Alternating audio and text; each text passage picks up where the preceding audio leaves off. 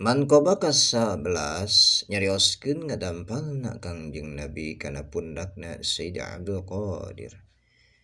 Dicarioskeun ku Syekh Rashid bin Muhammad Al-Junaidi. Dina wengian Mi'raj Kangjeng Nabi sumping malaikat Jibril nyandak burok. Ari talapokna eta burok ngagebur cara bulan. Ari paku-pakuna cara bentang. Barang diasongkeun ka Kangjeng Nabi eta burok. Henteu daekeun cicing.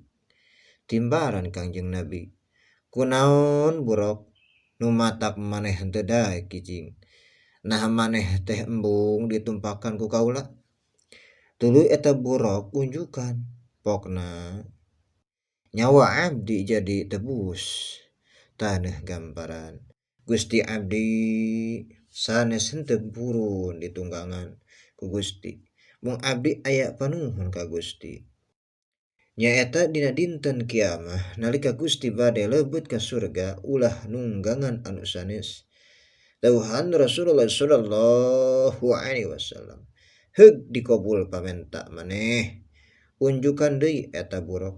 Muga Gusti kersa nyepengkeun panangan Gusti kana punduk abdi supaos jadi tawis dina dinten kiamah teras panangan Kangjeng Nabi dicepengkeun kana pundukna burok. Kumargi eta burok kalintang bingahna dugi ka jasadna eta burok teu cekap pikeun wadah ruhna. Kapaksa eta burok harita ngajangkungan dugi ka 40 hasta. Tidinya Kangjeng Rasulullah sallallahu alaihi wasallam ngadeg sakedap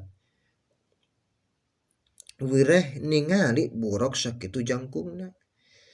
Tawakub kana nitih-titihan anu sanes tidinya terus sumping ruhna al-Ghausul A'zam Syed Abdul Qadir Al-Jailani Quddasallahu sirruh. Terus unjukan Gusti mangka ieu punduk abdi titih ku Gusti. Teras Kangjeng Nabi nitih kana pundukna Ghausul A'zam. Teras Ghausul A'zam ngadeg. Teras Kangjeng Nabi nunggang kana burok.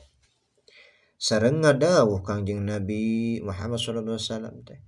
Nabi ieu dampal suku kaula. Nincak kana punduk maneh. Ari dampal suku maneh eta nincak kana pundakna sakabeh waliullah. Subhanallah.